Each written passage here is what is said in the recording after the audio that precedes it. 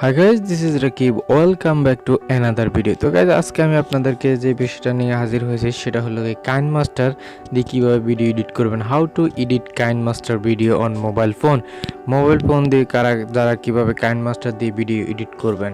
বন্ধুরা যারা মোবাইল দিয়ে ইউটিউবিং করে ভিডিওটা মূলত তাদের উদ্দেশ্যে তৈরি করা, কারণ যারা মোবাইল দিয়ে ভিডিও এডিট করে বেশিরভাগই kineMaster ইউজ করে ভিডিওকে এডিট করে। বন্ধুরা তো আমি আশা করি এই ভিডিওটা যারা মোবাইল দিয়ে ভিডিও এডিটিং করে তাদের জন্য অনেকই ভালো হবে। তারা যদি ভিডিওটা দেখে মোটামুটি অনেক কিছুই শিখতে পারবে। বন্ধুরা তো আশা করি ভিডিওটা আপনাদের কাছে ভালো লাগবে, আর ভিডিওটা ভালো লেগে থাকলে আমার চ্যানেলটিকে সাবস্ক্রাইব করবেন আর পাশে থাকা বেল আইকনটি কিন্তু বাজিয়ে দিতে একদমই ভুলবেন না। তো গাইস চলুন ভিডিওটি শুরু করা যাক। তো বন্ধুরা আপনাকে যে কাজটা করবে, আমি আপনাদের সুবিধার্থে আগেই সেভ করে নিয়েছি একটা ভিডিও। তো এটা একটা মোবাইল ভিডিও বন্ধুরা, মোবাইলের পিছনের ক্যামেরা দিয়ে একটা ভিডিও। তো ভিডিও প্রথমে আপনাকে কাট করে নিতে হবে যে সামনের অংশ এবং পিছনের অংশ, এটা কিভাবে কাট করে। বন্ধুরা ভিডিওতে ক্লিক করুন, ক্লিক করার পর এই যে এখানে একটা কেসি চিহ্ন দেওয়া আছে, এই কেসি চিহ্নতে আপনি ক্লিক করুন। ক্লিক করার পর আপনি এই যে এখানে বিভিন্ন লোগো আকারে দেওয়া আছে, কোন সাইডটাকে আপনি কাটতে চান তো আপনি এই সাইড দিয়ে দিবেন। এটা কাটা হয়ে গেছে। এবার পিছনের অংশে বন্ধুরা একই রকম ঠিক আপনি ক্লিক করবেন। ক্লিক করার পর এই যে এখানে এই পাশ দিয়ে দিলে বাস কাটা হয়ে গেছে।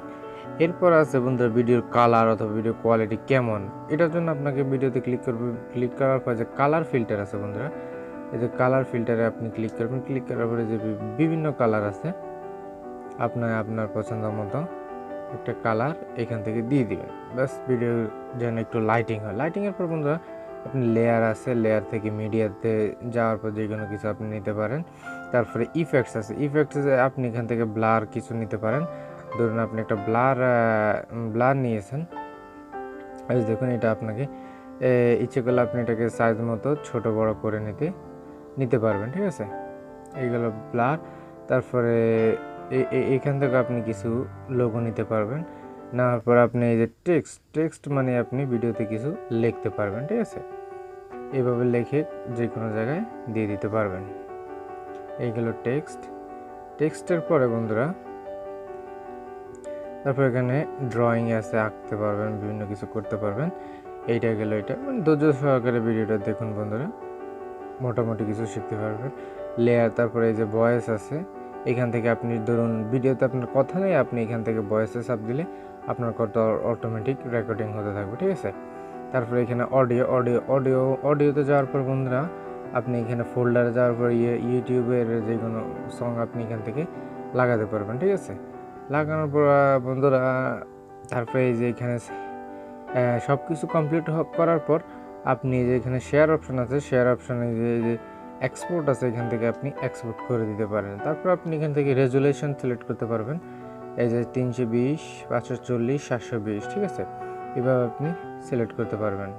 তারপরে এই যে 25 PAL 24, 15, 12 এইভাবে আছে। আপনি এখানে 30 যেটা আছে সেটাই দেওয়া যাবে। তারপর এক্সপোর্ট দিয়ে দিতে পারেন। তারপরে এই যে এখানে আরও সেটিংস আছে, সেটিংস এগুলো কিছু করার দরকার নেই, জাস্ট আপনি এই কাজগুলো করবেন।